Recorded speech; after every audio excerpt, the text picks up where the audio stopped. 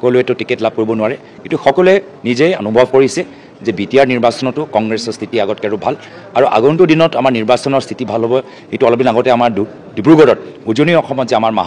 আমাৰ বুথ কৰ্মী সভা হ'ল সেইটোৱে প্ৰমাণ কৰি দিছে আৰু সেইকাৰণে কংগ্ৰেছৰ প্ৰাৰ্থী হ'বলৈ মানুহৰ মাজত এটা ভাল এটা যুঁজ আজি এটা আৰম্ভ হৈছে এটা প্ৰতিযোগিতা আৰম্ভ হৈছে তো আমিতো কেতিয়াবা কওঁ যে আমি বিজেপিৰ লগত আমি যুঁজ এখন হ'ব কিন্তু অলপ ধেমালিকেই কৈছোঁ যে আমাৰ মাজতো কংগ্ৰেছৰ টিকেট ল'বলৈ এতিয়া নিজৰ মাজতো অলপ আমাৰ সৰু ক'ৰবাত যুঁজ এটা লাগিবলৈ দেখা পাইছোঁ মই বিটিআৰত মই কৈছোঁৱে যে আমাৰ প্ৰাৰ্থীৰ প্ৰতিটো চিটৰ ভিতৰত আমি প্ৰাৰ্থী দিবলৈ সক্ষম হৈছোঁ আমাৰ বিধায়কসকলে যথেষ্ট কষ্ট কৰিছে এজন বিধায়কজনক দুটা MCLA চিটৰ দায়িত্ব দিয়া গৈছে আমিও পৰৱৰ্তী দিনত আমি তাত প্ৰচাৰ কৰিবলৈ আকৌ তাত যামগৈ তো আজিৰ তাৰিখত আমি যিদৰে আমাৰ প্ৰস্তুতি আছে সেই প্ৰস্তুতি লৈ মই সন্তুষ্ট আৰু ইমান এই পৰ্যায়লৈকে যে পাইছোঁ তাৰ বাবে আমাৰ AICCৰ পৰা আমাৰ মণ্ডল কমিটি সকলোকে মই শুভেচ্ছা জ্ঞাপন কৰিছোঁ এতিয়া সকলোকে অনুৰোধ জনাইছোঁ যে অহা 20 তাৰিখলৈকে বা অহা